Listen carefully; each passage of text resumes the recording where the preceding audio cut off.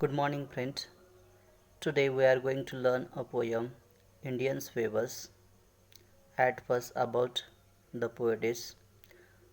Indian Weavers is a poem written by Sarojini Naidu, who was a political activist and feminist, and the first Indian woman who became the president of the Indian National Congress. She was an important figure in India's struggle for independence. Then, about the structures and the theme of the poem. Indian Weavers by Sarojini Naidu is a short poem consisting of three stanzas having four lines each. The poet talks about three types of dresses that the Indian weavers weave at the three particular times of the day. Metaphorically, each time the dress waved by the weavers symbolizes a particular stage of life. The poem has the rhyme scheme of AA Baby. The poet uses a number of literary devices to express her ideas like simile, imagery, metaphor, etc. The poem consists of discussions between the poetess and the weavers, and the latter reply.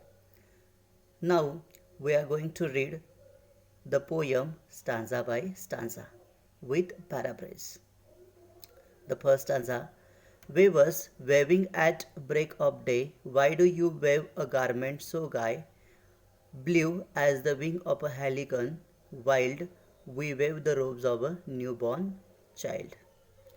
The poetess asks a question to the weavers at the break of day, means early in the morning.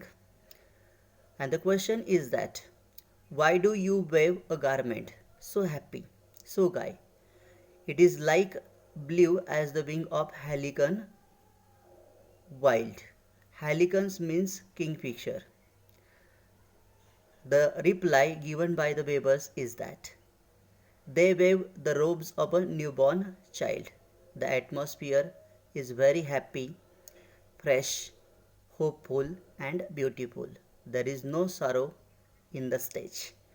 In the second stanza, weavers, waving at a fall of night, why do you wave a garment so bright like the plumes of a peacock, purple and green? We wave the marriage bells of a queen. In the second stanza, the poet again meets the Indian weavers during the fall of night.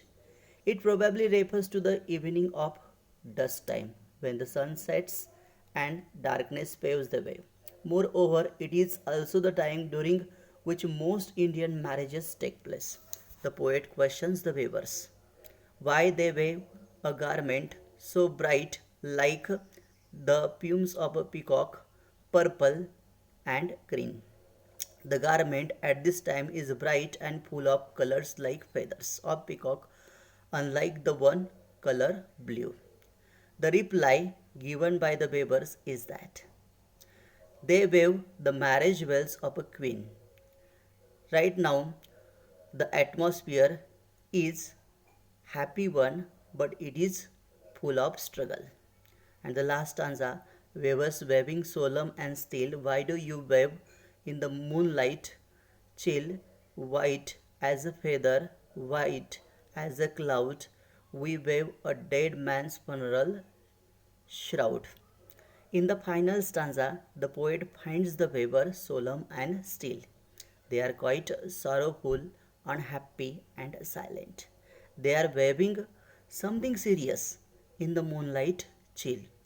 In the dead of night, which is white as a feather, white as a cloud.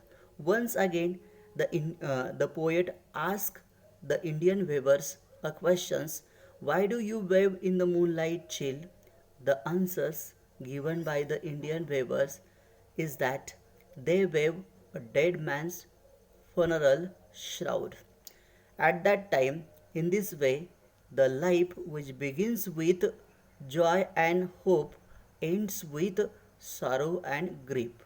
This is a poem given in the three stanza and mentioning the three particular times of the life The first, young age, means childhood. Second stanza symbolizes adulthood, and the last stanza symbolizes the death of the persons. So poem begins with happiness and healthy atmosphere, and ends with sorrowful atmosphere. This is the paraphrase of the poems, and we have to read the poem stanza by stanza. It does not have a difficult meaning. The poem is very straightforward and simple enough to understand each and every stanza. It gives the history of human beings from childhood to the death of the persons. In this poem, the poet has used various figure of speech like alliterations. In the first poem, weavers weaving at a break of a day. Then simile, we can find the figure of speech simile in each and every stanza. For example, comparisons given in each and every stanza. The first stanza, blue as a wing of a helicon wild. Second, like the plumes of a peacock, purple and green. And the last stanza, white as a feather and white as a cloud. Apart from that, the poetess has used the various imagery in this poem. I hope you will understand the paraphrase, structure, theme of the poem. And now it is a homework for you to write the paraphrase and read the poem twice to understand it. Thank you very much.